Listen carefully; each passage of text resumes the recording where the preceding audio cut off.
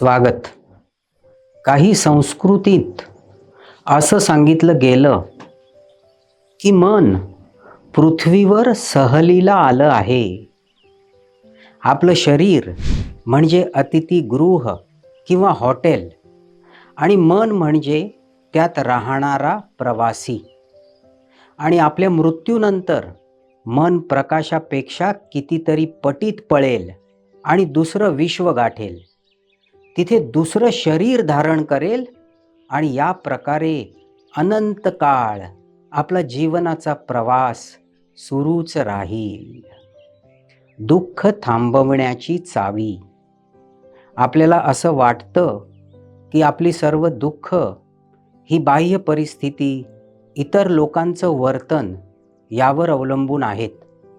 पण वस्तुस्थिती ही आहे की आपल्या मनाची अवस्था बहुतांशी वेळेला हे ठरवते की आपण आनंदी उत्साही की दुःखी कष्टी. आपल्या सुखदुःखांचा बराचसा भाग हा आपल्या मनाच्या अवस्थेवरच अवलंबून आहे. आणि ध्यानाचं मूळ उद्देश हेच आहे की आपल्या मनाला तयार करणं, मनाला शिकवणं.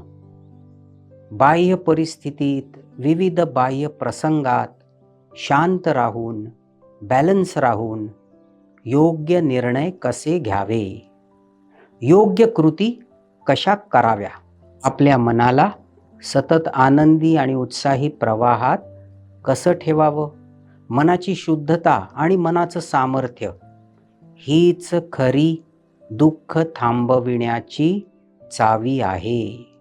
मनाची शुद्धता, मनाचं सामर्थ्य हे बाहेर कुठेच नाही, हे आपल्याला मनातच सापडेल. या कोर्समध्ये आपण आपल्या मनाचा अनुभव घेऊ, आपल्या मनाला पाहू, मनाला जाणू. आणि या मार्गाने आपण मनाची शुद्धी आणि सामर्थ्य वाढवू. कारण जे अनुभवातून सिद्ध होईल ना, तेच सत्य असेल आणि तेच कायमस्वरूपी आपल्याला शांती देईल.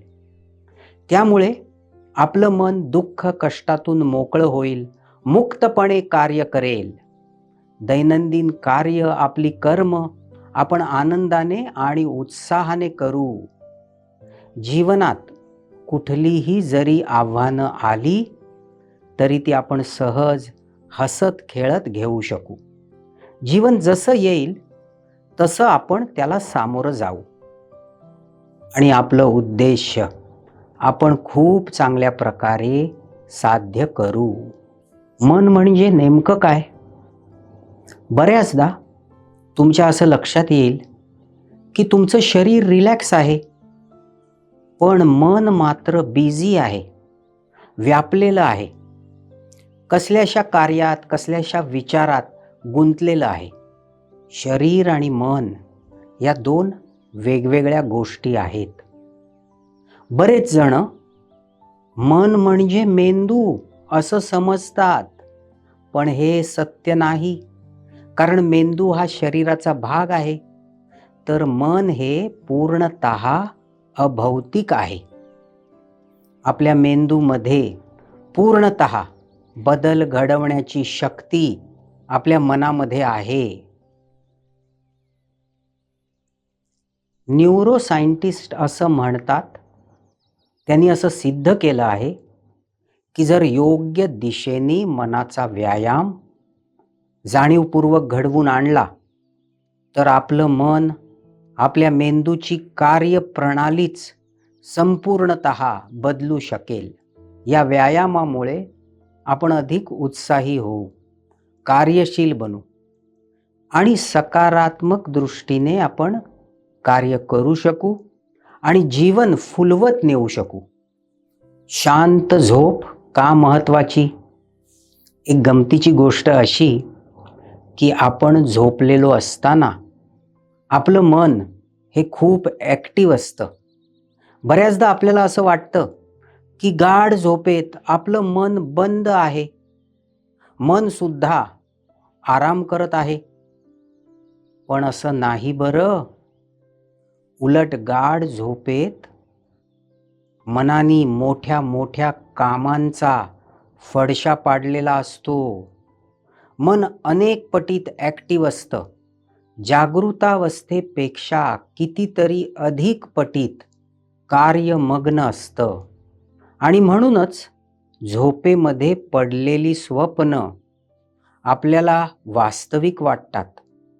झोपेमध्येच आपल्याला सुंदर नवनवीन कल्पना सुचतात आणि गाढ निद्रेमध्येच मोठ्या मोठ्या समस्यांची गाढ निद्रेमध्येच मोठ्या मोठ्या समस्यांची उत्तरं आपल्या समोर येऊन उभी राहिलेली असतात.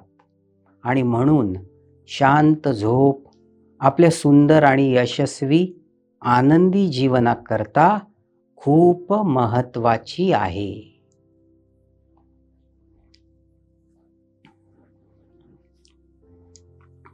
नियमित व्यायाम आणि मेडिटेशन का आवश्यक आहे? थोडक्यात समजून घेऊ. नियमित व्यायाम आणि मेडिटेशन दोन्ही गोष्टी करणं का आवश्यक आहे? व्यायाम केल्यानं आणि मेडिटेशन केल्यानं दोन्ही गोष्टींमध्ये आपल्या मेंदूत पिट्यूटरी ग्रंथी ॲक्टिव्ह होतात आणि त्यामध्ये एंडोक्राईन नावाचा स्त्राव स्त्रवतो आणि म्हणूनच व्यायाम केल्यानंतर किंवा मेडिटेशन केल्यानंतर मन उच्च कंपनीय अवस्था गाठतं. त्यालाच आपण ट्रान्स म्हणतो किंवा ध्यानस्थ अवस्था असं सुद्धा म्हणतो. या अवस्थेत आपल्या शरीरावर खूप चांगला प्रभाव पडतो. आपल्या शरीरातील विविध इंद्रिय, विविध प्रणाली खूप चांगल्या प्रकारे ॲक्टिव्ह होतात आणि कार्य करू लागतात. मनामध्ये विद्युत लहरी धावू लागतात आणि त्यामुळे मनाचं संतुलन साधण्यासाठी, जीवनामध्ये प्रगती घडवून आणण्यासाठी, सकारात्मक कार्य सहज करण्यासाठी खूप उपयोग होतो. म्हणून आपल्या जीवनसरणीत आपल्याला आवडणारा व्यायाम, खेळ या गोष्टी आवश्यक असतील. त्याचबरोबर नियमितपणे मेडिटेशनचा सराव करणं हे देखील आवश्यक असेल. आनंदी कसं होता येईल? आपलं मन आपल्या मेंदूला आनंदी कसं व्हायचं ते शिकवू शकतं. आपला मेंदू चांगल्या आनंद देणाऱ्या गोष्टींपेक्षा निगेटिव्ह गोष्टी, आपल्या चुका, आपल्या समस्या यांनीच जास्त प्रभावित होतो. आणि म्हणूनच तर आपण सावध होतो. आपण सुरक्षिततेची, खबरदारीची भूमिका घेतो, उपाययोजना करतो. हे चांगलं आहे. पण आपलं मन आपल्या मेंदूला आनंदी होण्यासाठी शिकवू शकेल. आपलं मन कसं बरं बनलं? खरं तर हे कोणीच सांगू शकत नाही.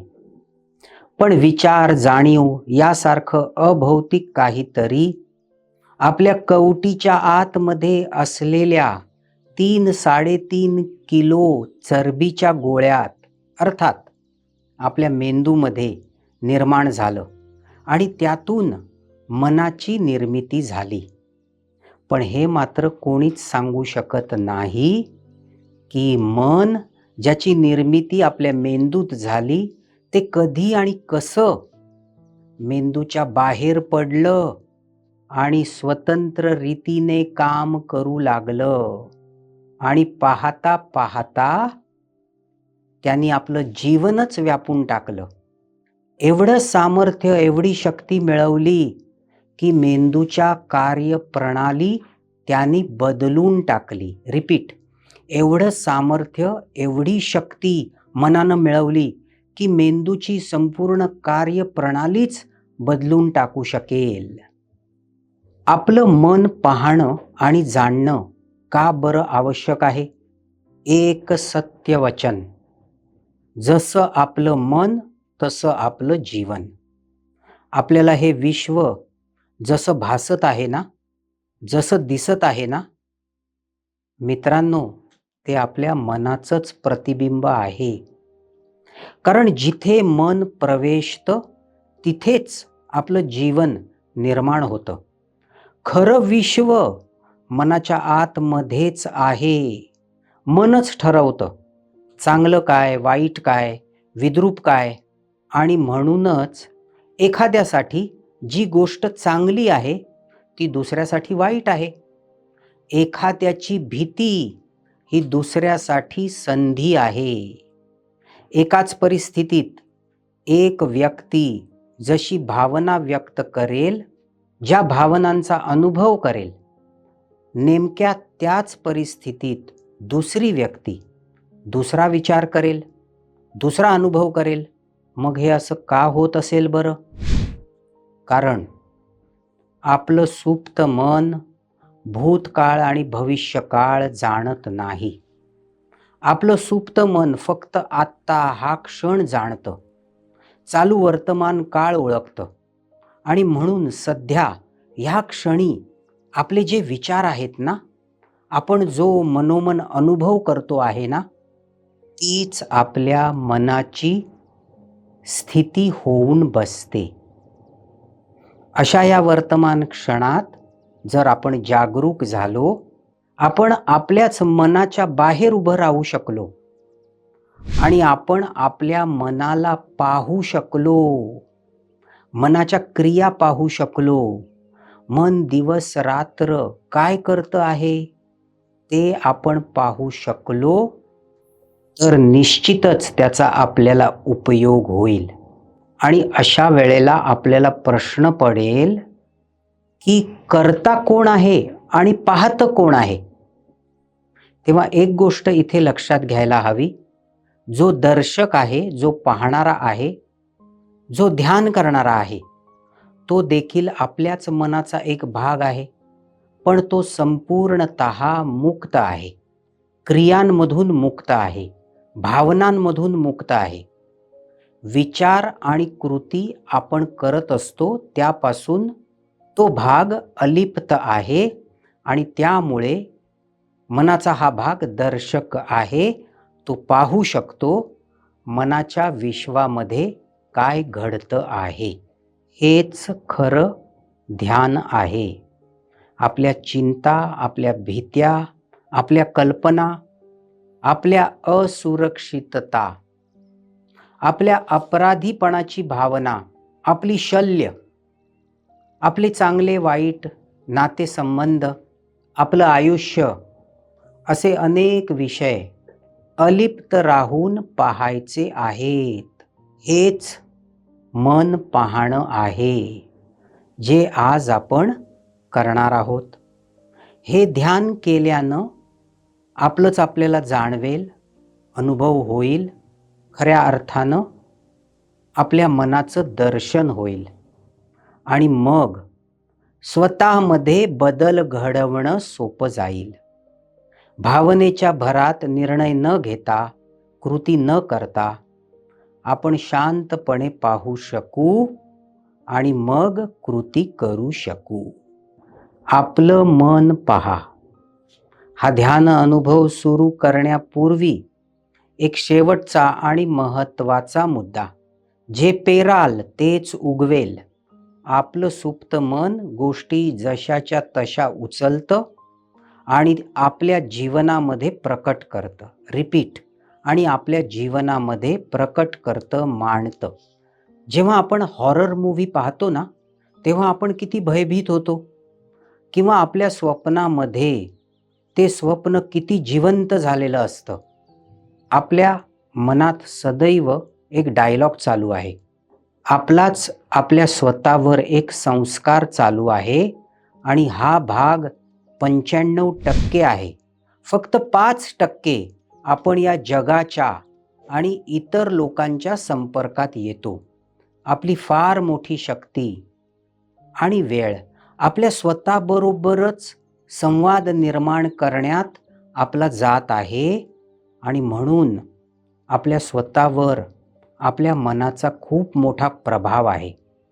आजचं ध्यान याचसाठी करायचं की हा सेल्फ डायलॉग आपण अलिप्तपणे पाहू शकू.